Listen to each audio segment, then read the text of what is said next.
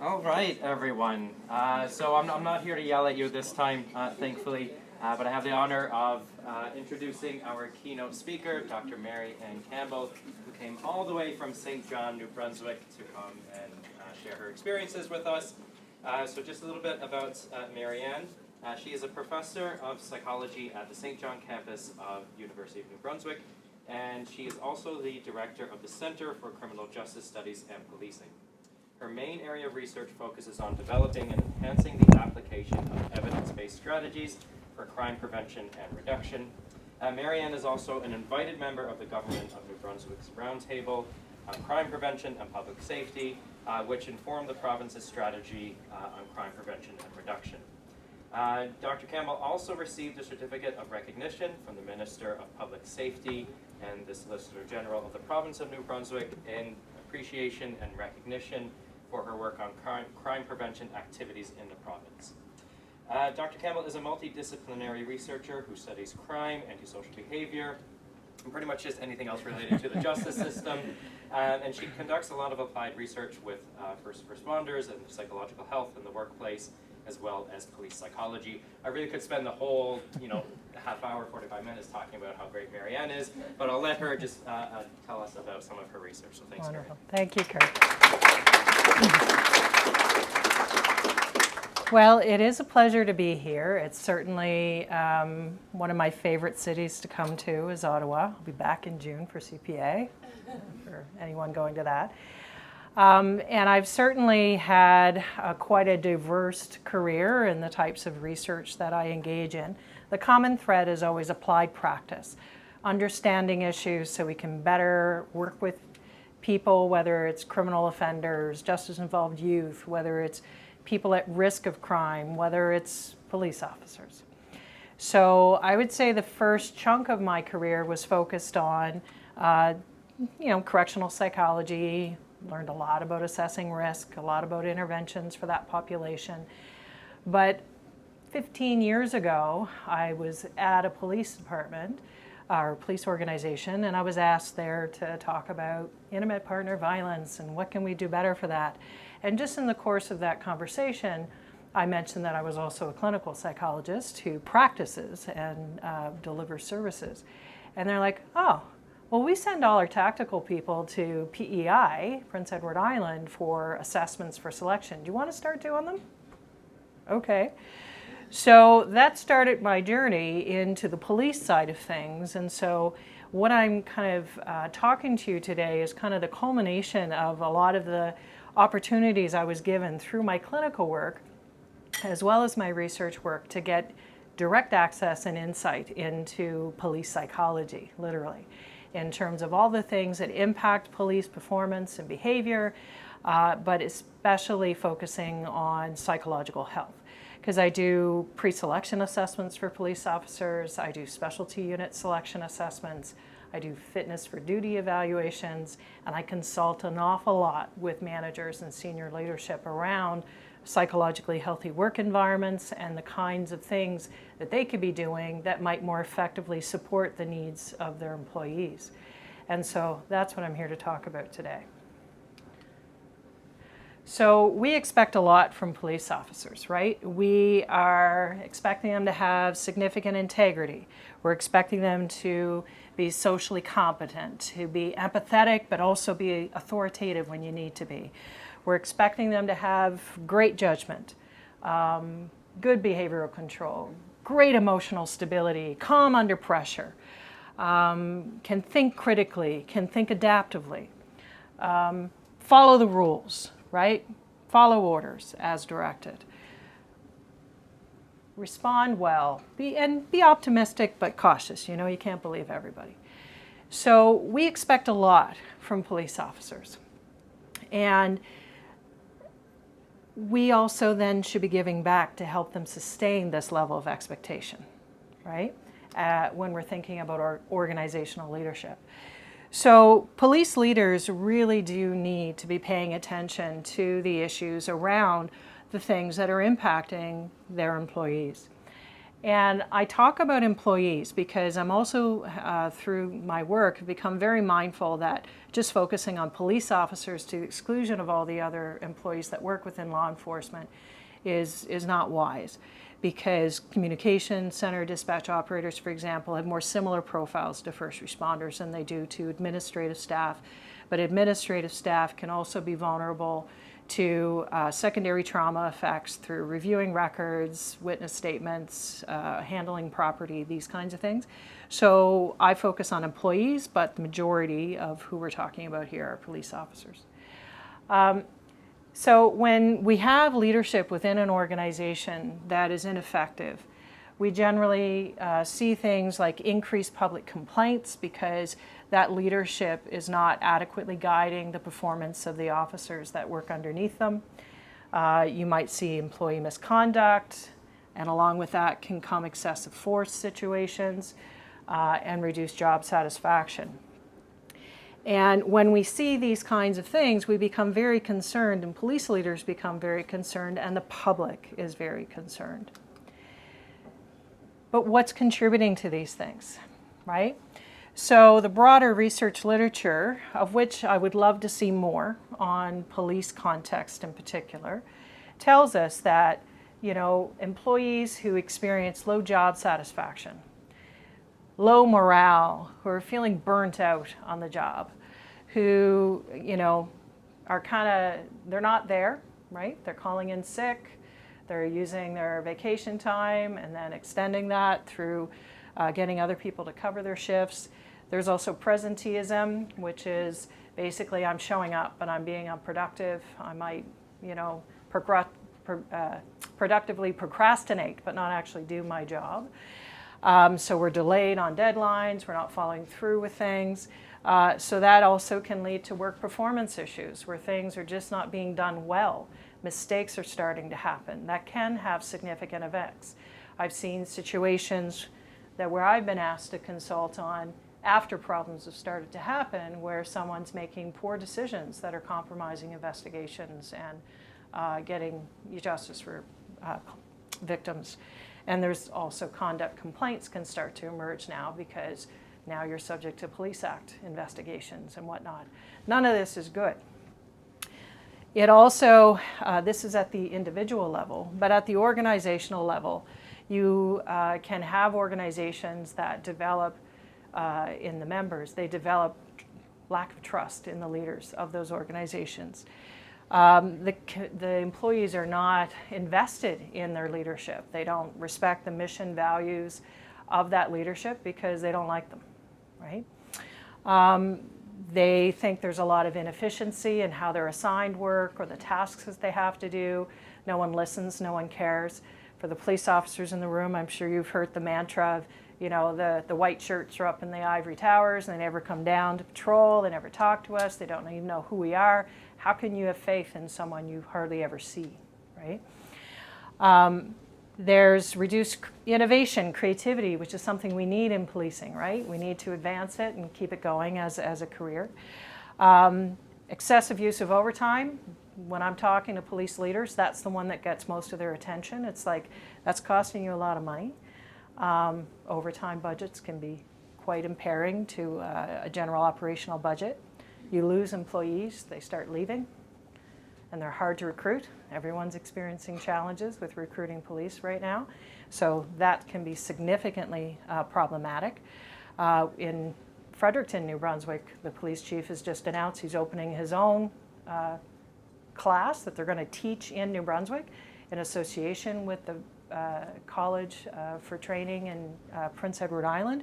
But he's going to open his own because he has about the equivalent of two platoons short, right? It's a lot of people. So, we're getting a lot of issues here, right? And then because of all of this, you're not necessarily feeling great about your job, and that can influence how you start to relate to the public, right? Or your public image. So when things start to become that bad within an organization, or people themselves, the organization may be doing quite well, but the individual themselves are starting to struggle, we're going to see these things. The sick time, that's an obvious one. Substance use might increase. Conflict with colleagues, with supervisors. You start to hear about these things. Either refusing work outright or just doing the minimum, so no one's going above and beyond anymore. Maybe even derelict of duty, so not following through with things. And then those excessive force complaints, right? Someone is not well right now. Their judgment, their way of dealing with things is becoming quite impaired. So what do organizations need to do? Well, you need to start doing things differently. And so that means first, I always draw from the evidence-based policing kind of language, which I think works quite well. Let's first figure out what's going on, which is the targeting, right? Let's figure out what the issue is. Let's understand the issue, because coming up with problems when we don't, or solutions when you don't understand the problem isn't going to get you very far, and you can waste a lot of time and energy and resources trying to fix something that wasn't the problem. The testing and tracking is basically about evaluating to see what works. How are you doing? Is it having the impact it's supposed to be? If not, let's adjust it and continue to monitor it, and let's track it long term to see maybe we don't need it anymore. So part of that means drawing from the research literature around what are the strategies for effectively managing employees. A lot of police leaders get promoted up the ranks without any training on how to manage, lead, or supervise, right? And they're just kind of expected to figure it out or do what the person who was in that role before you did, which isn't an effective strategy if that person sucked at it, right? So what can help improve the work environment? What helps people do better at their job, buy in more effectively to the mission, vision, and values of the organization, to want to be present, to want to portray a good police officer and represent the organization? Well, when you have strategies within your organization that promote the psychological health of those employees in that organization, you actually get increased psychological health, which means people are coming to shift, not calling in sick, not using as much overtime, and actually being well, right? They're also more likely to be engaged and more committed to the organization, and you have increased job satisfaction and you have increased job performance. It's a win-win. Investing in the psychological health of your organization just creates a good business model for good outcomes, better budgets, and more satisfied employees, right? So when I talk to organizations and they're kind of reticent about making adjustments, it's like, well, you're talking about these budgetary issues, you're talking about all these conduct issues that you have to deal with, you're talking about being short a platoon because everyone's out sick on this or that, physical health or mental health. And this is your strategy forward, right? So what I recommend, once I've kind of convinced them that, okay, we need to figure out what's going on in your organization. So I've done a lot of psychological health surveys within police, and some fire as well, but police organizations around the psychological health of their people. So I call it taking the temperature. Where are you at? And then, because we don't want to rely on assumptions. I've seen a lot of managers make assumptions about what's going on. You're usually, anecdotal. They're not necessarily based in any kind of fact, and they're just hallway chit-chat from this guy to that guy who heard a rumor, right? And then they make decisions on that. I mean, you wouldn't do that in the field. You shouldn't be doing that with your employees. So you need to actually formally assess what are the stressors your people are dealing with, what is the impact of those stressors, and what are they looking for? Give them a voice in coming up with what they tell you that they think they need. And then, so seeking the employee impact is really important here. And this is often the first lesson in changing their management style, because creating change isn't, hey guys, we're doing this tomorrow, here's how it's going to go, any questions? That usually doesn't work for engagement. So this is about involving the employees themselves really at the early stages to figure things out. So these are the psychological health surveys that I've been doing. They focus on current stressors. We don't just focus on critical incidents, hence the title of this talk, because critical incidents get all the love, right? Critical incidents related to post-traumatic stress. We need to support people when they experience critical incidents. Absolutely, I don't disagree with that. But police officers more often experience organizational stressors within the work environment themselves, and I'll show you some data on that from my research. And also personal stressors, because you know what? Regular life happens to them just like it does anyone else, which can be quite stressful too. So we take personal stressors, organizational stressors, and then layer the critical stuff on top of that, and you've got a recipe for people that can become quite vulnerable to mental health issues if you don't properly support them or create opportunities for early intervention.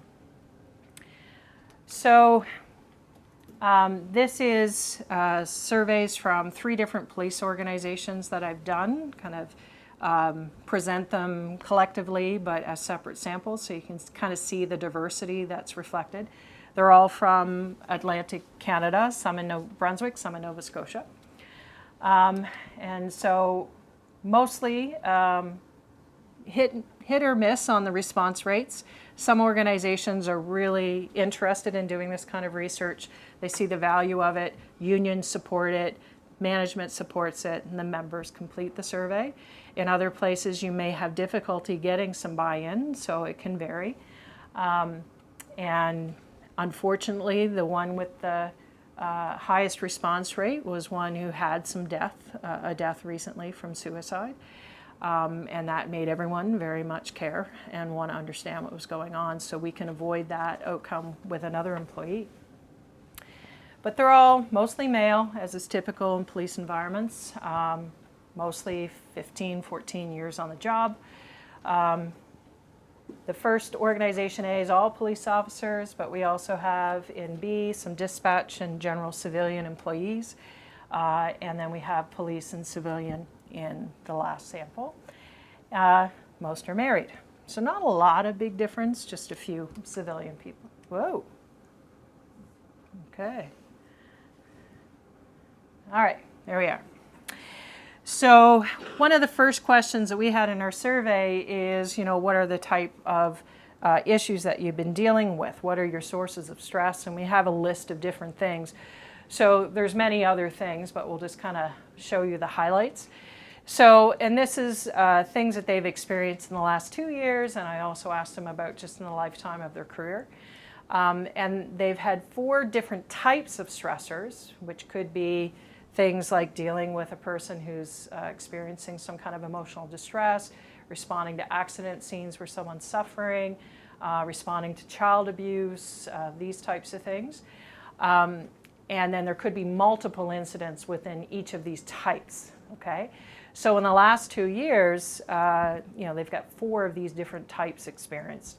In my newer surveys, we actually have asked them to specify the frequency, so I'd have more on that later.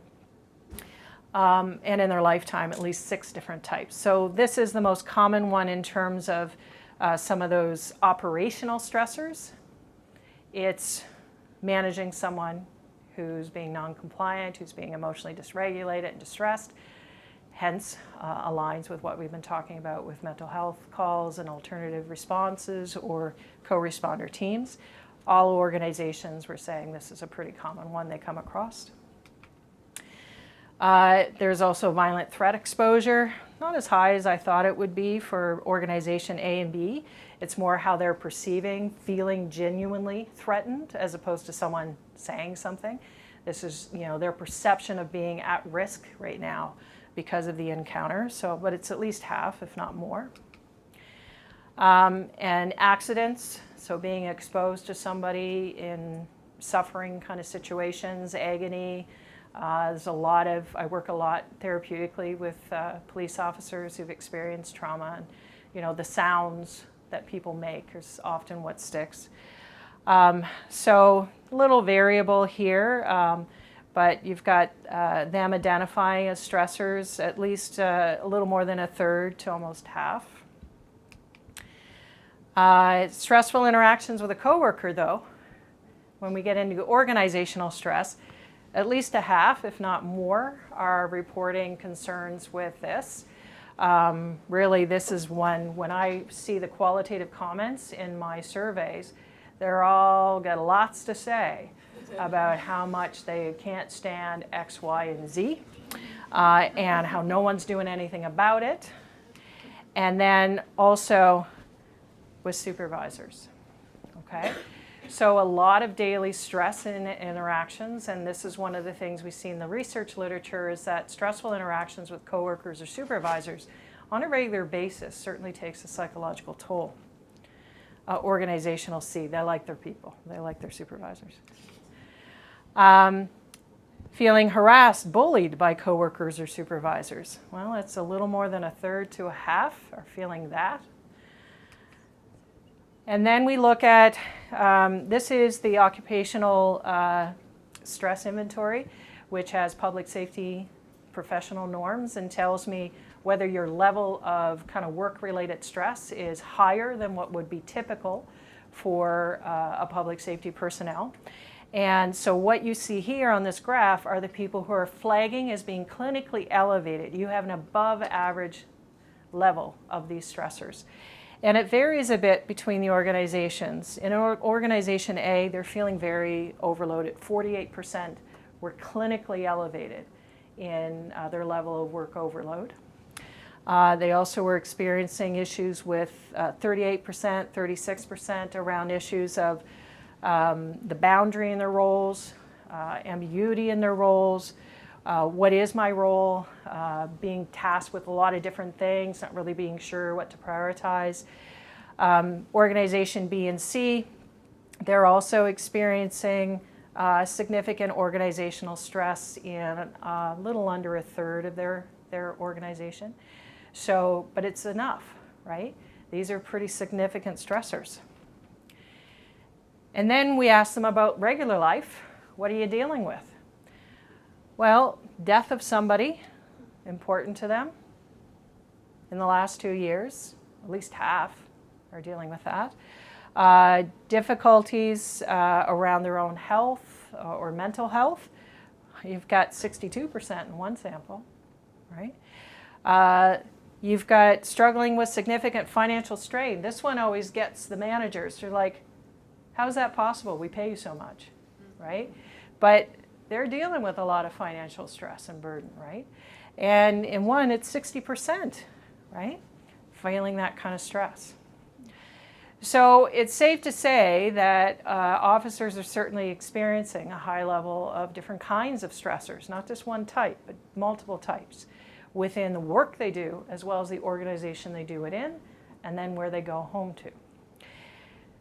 When we did an updated survey recently with Organization B, this is their third wellness survey they've done for us, we had a different measure looking at work stress, and just in the interest of time, I won't get into the specifics, but a high level of concern around understaffing, competing work demands, as well as feeling the environment is not very supportive. Little less so on being asked to work outside of their regular duties. They didn't mind the court so much, right? I'll testify in court today, no problem. The impact, though, when we look at burnout measures, this is the Malish burnout inventory, which is really well established. We see high level of cynicism. 68% are cynical, clinically elevated in their cynicism. 52% are emotionally exhausted, and their degree of confidence in their job and their ability to be effective, my job matters, what I do matters, only 38% or 39% said that, yeah, I'm there, that's great. Most are feeling ineffective in their job, okay? So connected to that, we don't have a whole lot of commitment to the organization, the measure we use there. Basically, the people who stay in that work are staying because it's their pension, the insurance benefits, They're not staying because they have any emotional connection to the organization or its mission and values, and they're not thinking about staying long term. Okay? This is not a good outlook for the sustaining of this organization.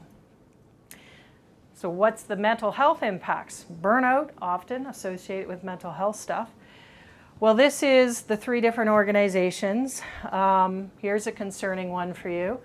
So about 33% were experiencing probable PTSD, and these are active serving police officers, not people on leave.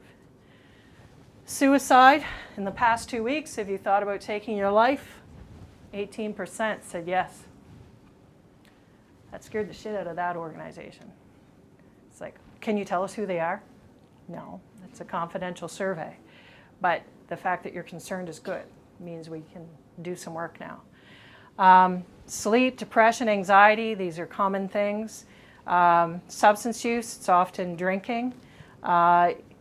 In this organization A, 30% almost are drinking too much, hazardous levels of drinking.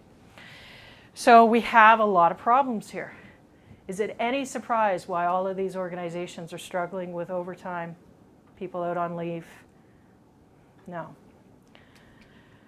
So we've used some of this data and recently published with one of my students, Lena Grishik, different profiles of officers that were in this sample. It was first responders, but 77% were municipal police officers. And we kind of classified them into, well, what are the mental health profiles?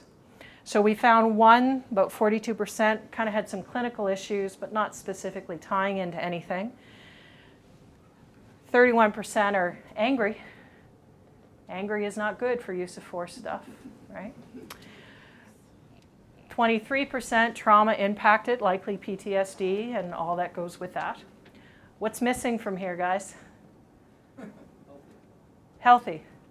There was not a single cluster that emerged that was reflecting a healthy, well-adaptive individual.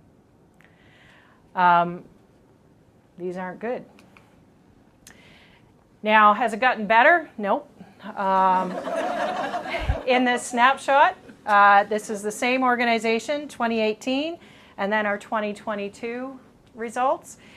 Everything highlighted in yellow went up post-COVID and all the defunding police and all those stressors that came with that. Depression, 60% are flagging on that. Certainly some people might not fully meet the criteria once fully evaluated, but in terms of in the last 2 weeks, are you feeling any of these things? Anxiety, 60%. Memory issues, that's a problem, 22%, right? Problematic alcohol use has gone up, and nothing's improved in their coping capacity. Okay? Is this just a New Brunswick problem? Nope. Nick Carlton's research with RCMP officers has clearly shown that he's also seeing that increase across many different domains. And in the 2024 publication that just recently came out, and that data was drawn from 2020, like it's recent, it's not actively in COVID, so we can't blame that. Only 35% had no mental health flags. So you've got the majority of the RCMP crowd experiencing some kind of at least early onset or more significant mental health issue. So you can't just blame, well, that's Maritimes.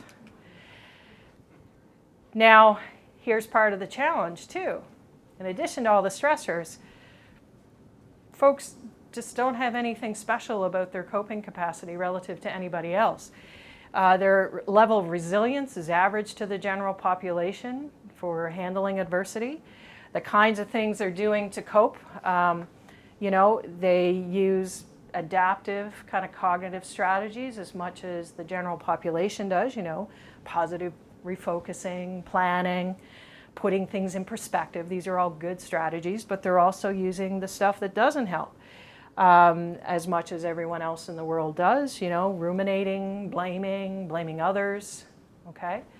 So they have average ordinary person coping strategies dealing with extraordinary stressors, not surprising that we have trouble. Now, coping really does matter. In some of our research published with Jessie Doyle,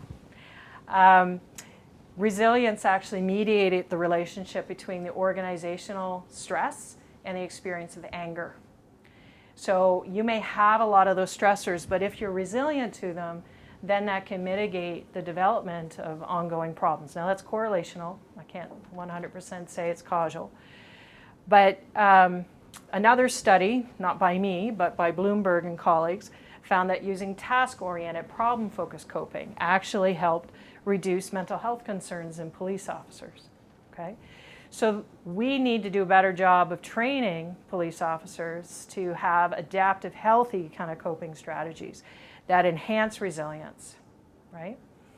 And that's probably more than a 1 hour long session at the police academy or in block session amongst all kinds of other things.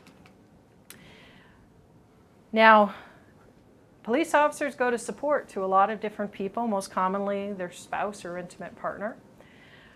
This was some research we published with one of my other students, Jay Nero. But they're also going to coworkers quite commonly, extended family members. So what this kind of data is showing is that it's really important to develop family-focused interventions and services for organizations as well, because these people are catching them. And if we equip them with the right resources, supports, and knowledge, then it might help us do more early intervention or more resilience boosting kinds of things with our employees.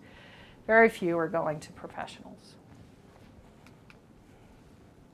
So, in conclusion, there is nothing special about the coping capacity of a police officer.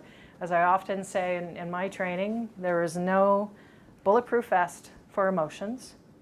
There's nothing that protects your eyes and your ears from the things that you will see. So the best strategy, the best defensive action is to learn more adaptive coping strategies and integrate things that are actually going to work. So it's the employer's responsibility to ensure that they have the right services and supports within it to better manage the needs of these officers so they can be all those things I said at the very first slide that we want them to be, because that's what kind of officers they're looking for, right? And many of them started out that way, but stuff happened, okay? There is also important to recognize, and I say this as a clinician with the strongest emphasis, it's not a one-size-fits-all approach. There's not a program that you can put in place and everyone's going to be good. It just doesn't exist, at least not yet. Some people need more than others, right? So it's more of a strategic, layered approach that you require. Some being employee-specific prevention things, some being support and services that happen down the line. So here's the action items that I would recommend that we advocate as much as possible. There's organizational level responses. There's things around learning and actually applying, not just learning, but actually doing effective employee supervision strategies that support psychological health. There's a way to do it that works, and there's a way to do it that mucks things up. Effective communication, not just communicating, but doing it effectively, being transparent, emphasizing issues around practices related to organizational justice, which includes procedural justice, which means people feel fairly treated, they feel they have equity of opportunity, people feel heard, understood. They're more likely to accept whatever decision you make if they felt that you listened and gave their thought some emphasis. Seek their input. Be responsive to it. No one, more than me, hates going to be asked for input that you really don't want to hear and don't intend to ever use. When you ask me for input next time, what's going to be my answer? Not much, right? And then you think you have the endorsement of your people because they don't bother telling you anymore, okay? So pre-employment selection assessments, they can help ensure that you're getting people that have higher potential for resilience to the adverse things they're going to be exposed to. Having specialty unit selection assessments can certainly be helpful to make sure people are being assigned to those special roles, whether it's IDENT, ICE investigations, tactical, canine, that they can be maximally successful, have the psychological stuff they need to really embrace that and do that well rather than start to struggle. I also, this is a point that always becomes an issue in all my organizations. Everyone agrees this person would benefit from a psychological assessment to evaluate what's going on with them, what do they need, what can we do to support them in the workplace, and also advise on clinical services that might be helpful for them. But yet they don't have the mechanisms to require these. They usually are built in to disciplinary action when someone's had a Police Act complaint and this is part of the settlement. That makes it punitive, not helpful. So it needs to be framed as, we're concerned for you, here's something we're willing to pay for to help find the right things that you need. But that kind of talk won't be perceived as legit unless you have all of those other things in place that make them trust the leadership. And the goal is to restore your fitness. Occasionally there's times where other things need to happen, but it's to try to help you, not punish you. And performance-based management, using accountability strategies that actually work and are consistently applied and fair, and all these things are really important. At the employee level, and I'm almost done here, at the employee level, you need to have a support environment where people can talk about how bad that call was or some stressful thing that was happening to them, and not have people make fun of them and put it in the rumor mill for later to tell everyone else, hey, did you hear what so-and-so said? I hear that stuff and I cringe all the time. In one of my organizations, because of the frustration members were feeling around the people being out on leave, mostly for mental health reasons, there was a lot of questions about the legitimacy of those people being out. Well, so-and-so was on their boat last weekend, so I'm sure that they're not really mentally ill or struggling. Well, maybe that was the recommendation of the therapist, to be out on the boat because they could practice mindfulness, and it's the only place where they feel calm, right? Like, you don't know the story there. You don't know the reasons behind that. But what this organization did, some of the members, not the organization, but the members put together a list, called it Platoon E, of all the people out on sick leave, and said, get these people to work, it'll solve your problem. How do you think those people felt? One of my clients saw the list, was told about the list, and he said, you know what, Marianne, he says, I'm not suicidal, but if I was, I'm pretty sure this would put me over the edge because I know they don't care. It's being sensitive to those things in the work environment that's so important. Do you want to be supportive, or do you want to be that one that just misses that opportunity to be helpful? Okay? Is there people in there that use the system, abuse it? Sure. But they're not most of them, right? And you don't know who they are. You might think you do. What they say to others isn't what they say in the therapy office. They also need to be provided access to information, right? So access to all the resources and supports that they don't have to ask somebody to get. So PSP.net, before operational stress, the Working Mind programs, these are all things with some degree of utility. Working Minds, a little iffy, it's certainly people who have that program in first responder worlds, they don't experience subsequent mental health distress, but I don't know how well it works if you already had some vulnerability. But before operational stress sounds like it's got some promising data coming out of it. But you post these resources that people can access themselves through some SharePoint or something. Having to ask your supervisor for the number for the Employee and Family Systems program, not wise, right? Because you won't ask, especially if you don't like them. Resilience promoting psychoeducation, making this a general standard thing. We're starting to introduce this to our new hires where they get this kind of knowledge and training. The Power, there's a book and a training manual called The Power, and it's really useful, psychoeducational, cognitive behavioral skill learning kinds of stuff. Peer support programs, I've helped develop a couple of those. They need to be careful in how you design them. It's not just, hey, you and you, go talk to Joe.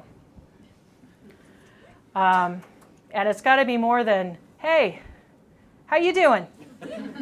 I'm doing all right. You know, how was that call? It's all right. You good? I'm good.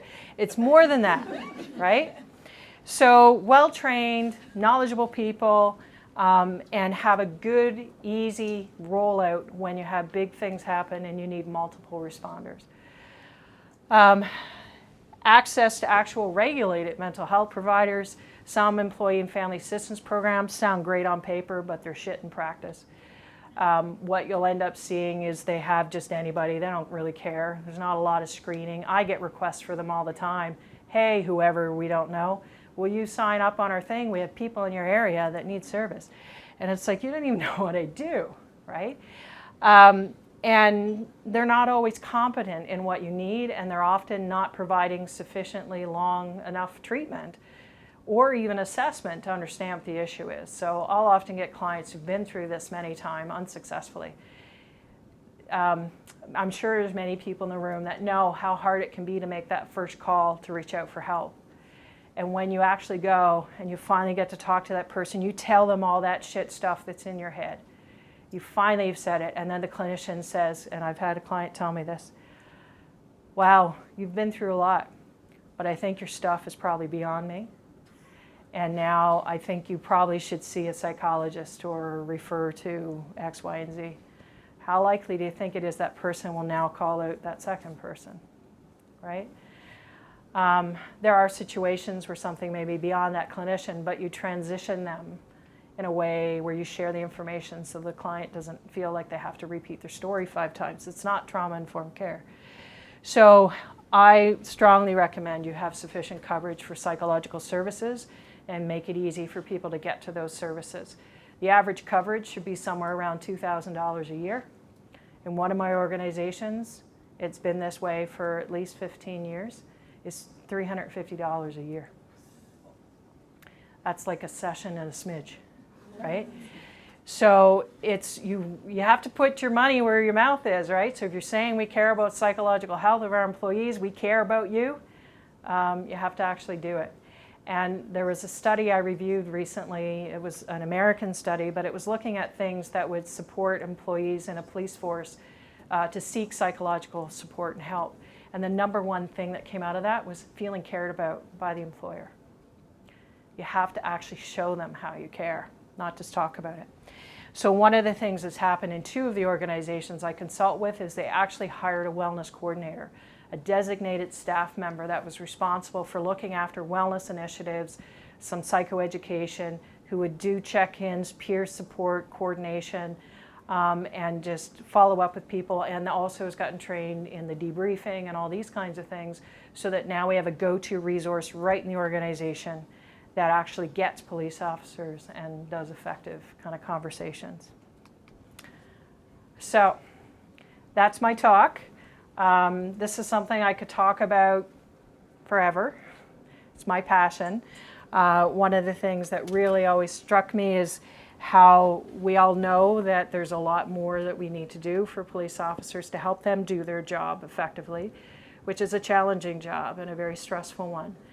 And it behooves the organizations to better support them so that they can do it. So thank you.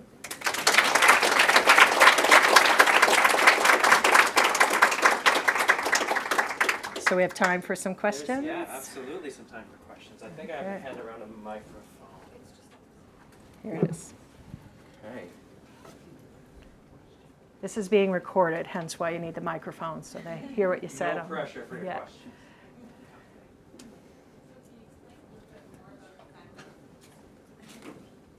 Could you I think it's on. Yeah. could you explain a little bit more about the family-focused that you mentioned earlier that organizations could do? So is it like workshops in the evening, or? Well, I don't think anyone's got the magic recipe for the family support piece yet. However, what we've been trying to develop is at least some education sessions where families and the employee can come, get the same information. I just delivered a talk like this. It was caring for a cop, I think is what I called it.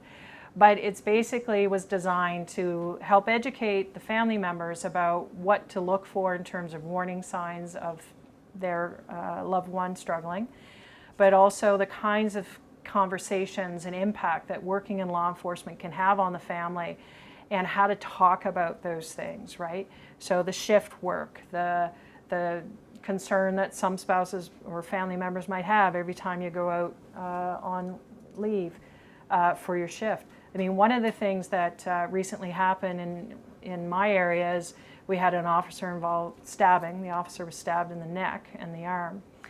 And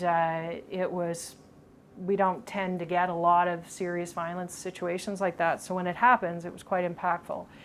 And someone, we have one of those Facebook public news chaser things where some person decides that they're the authority and posting everything in the community online. And then everyone in the city follows it.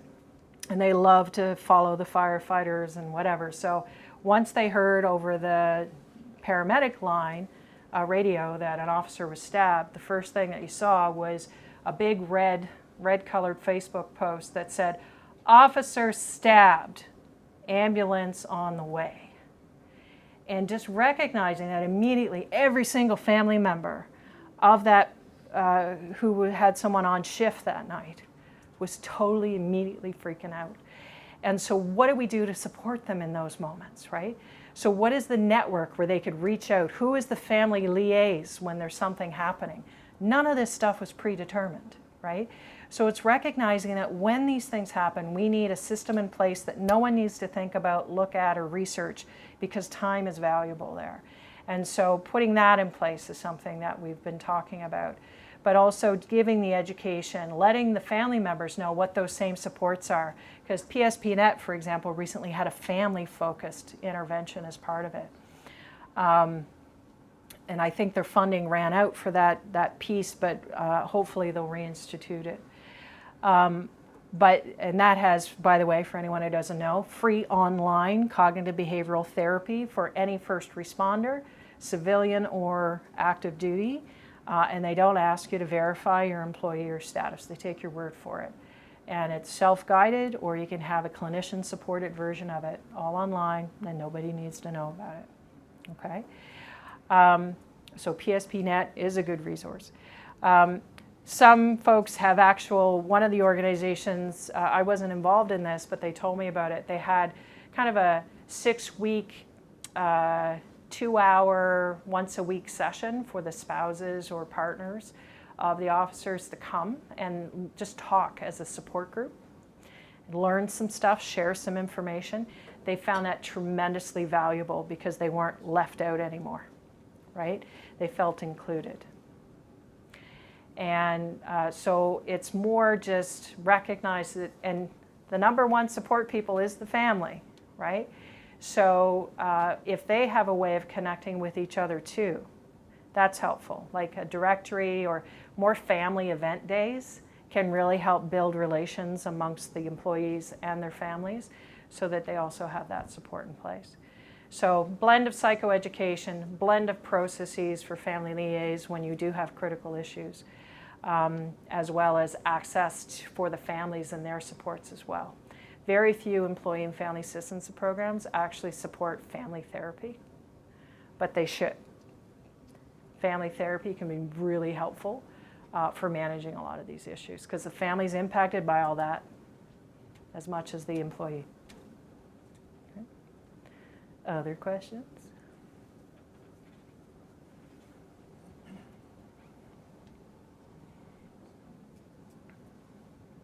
How much do you think the statistics are being affected by the education against stigma? As in, we might all have PTSD, but then when it starts to become okay to say it, it didn't really increase in the room, but more people are now raising their hands. And also with the RCMP, how much do you think it's affected by the potential for a financial settlement from Veterans Affairs if you're awarded a pension for PTSD or depression or an OSI?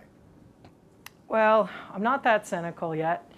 I think that these are anonymous surveys, and for my piece anyway, and I believe for Nick's as well. when you look at the comments that people write, they'll fill out circle the agree, strongly disagree, whatever. But the comments they write, just as someone who does qualitative research sometimes, I'm just reading it, and they want to be heard, they want to be understood, they want you to know about their struggle, they want help fixing these things. And I don't get a sense of someone that is just endorsing it for the sake of making it look worse than it really is. What I do see is that there is more understanding of mental health, a little bit more comfort around talking about it and being open about it. So I certainly think there is some people that we wouldn't have known about before that are now coming forward. There's still the stigma, though. It's still there. I'll still get people that, will tell me, Mary Ann, I sit here in your office and I'm one of those people that would have been critical about someone like me going on leave, which I currently am right now. But I so get it now, and I really feel bad about how I talked about other people. To me, that's a reflection of some awareness that they've gotten, and now they start to teach that back. They start to talk. Most of my clients, when they get to a point in their wellness journey, they start to share their experience with others in a way that encourages reaching out for support. And so I see that as potentially impacting what they'll publicly talk about. But these are anonymous surveys, right? Prior to, they would also, there's no benefit of hiding or disclosing, right? The other thing that I note is officers will tell me when they fill out my survey, they often start to realize some things about themselves that, shit, I'm endorsing a lot of things here. Maybe I have a problem, and it causes them to start to reach out. So there's also that value with doing these kinds of surveys. And as much as I knew it would potentially be a problem for me, I did in my last round of surveys, I just did a big recruitment drive last month, told them, I said, look, if something comes up for you that you're uncertain about or you're wanting to talk a little bit about, I'm happy to have that conversation. I won't do your therapy, but I can certainly help you understand what you might need. And so I often do triage conversations with a lot of people. So I don't think it's an issue of faking it for some other benefit. I see it as really, I want to be heard and I want you to help. Well, I don't think I wasn't considering faking, but Yeah. more likely to come forward if there's a conversation. Well, there's that. And in some different provinces now, a lot are moving toward having presumptive diagnoses, so you don't have to prove your injury came from work, especially for occupational psychological traumatic injuries, aka major depression or PTSD usually. It's just assumed because of what you do. That opened the door for a lot more people because they weren't sure that they would be believed or if they didn't have the data to prove it. So I think that's also pushed up some numbers officially in terms of diagnosis. Time for one more question. Marianne, thank you. My name's Kat. I teach at Algonquin College, and when you talked about resiliency training, that really resonated with me because if you talk to any of the other professors at Algonquin and probably here at the university, there's a real lack of resilience in our young people, the young people I see. There's a real lack of resilience, and I often think, we've spent years and years telling people it's okay to talk about your mental illness, but I think we've forgotten to say, And how to cope. yeah, Yeah. like that's so important, and it's such I think the pandemic did some damage to young people as well in that respect, but it's really lacking. It is, and I was just reading some stuff last night just to make sure nothing new happened between last week and today, but around what works around those pieces, and it's pretty murky. The quality of the studies that are out there around resilience training or boosting or mindfulness stuff, they're all poor quality, small sample, lack of follow-up, and all these kinds of things. The best we can say is that it certainly can help people become more aware, maybe more open to the conversations around coping. But we really do need to not just make it all about mindfulness, but also make it about cognitive coping, physical coping. Like the package is what you need. And I've seen, one of my chiefs right now is very much into physical fitness as the solution for everything, which has a role, guys. But it's not on its own. It has to be part of a collection of a suite of things that you're doing. But part of the selection process, I have to say, I was asked this at the New Brunswick Association of Chiefs of Police meeting back in February, and I was talking about pre-selection assessments and what I do and what they are. They know they want them, they just didn't really know what they are. And I was asked about my recommendations, because I have a not recommend, reservations, recommend, and highly recommend. And said, they're all like, well, we want that highly recommend employee. That's who we want. And I said, yep, I hardly ever give it. And I'm finding I'm giving more reservation recommendations than I am recommend now, because there's just some of that resilience is just not quite where it needs to be. And so if we're going to start accepting, because people need to hire police officers, right? We have to build this into our onboarding and the ongoing culture of the organization, so that it's not just mental health struggle, it's about mental health recovery, it's about the mental health success, it's about mental health and what's needed for that. And it's more than, I apologize for my direct bluntness, but this is how I speak. It's not just venting and bitching and these kinds of things. It's so much more than that. And in fact, I find that's how a lot of officers cope, but it's unproductive venting. It's not about finding a solution or coping better with it. And I often say, well, did you feel better after that? Well, no, I felt worse. Of course you did. So it's just educating them about how those changes and very common practices, after shift, what do we all do after shift? So that's how we manage stress, right? And we teach them, the young ones, really quickly that that's how you cope with stress. You go have a drink after your shift, right? So it's a lot of cultural shifts. And I tell all my managers, it's not the big programs. It's not the thing you do once a year. It's not the working minds training that everyone does. Those things are important.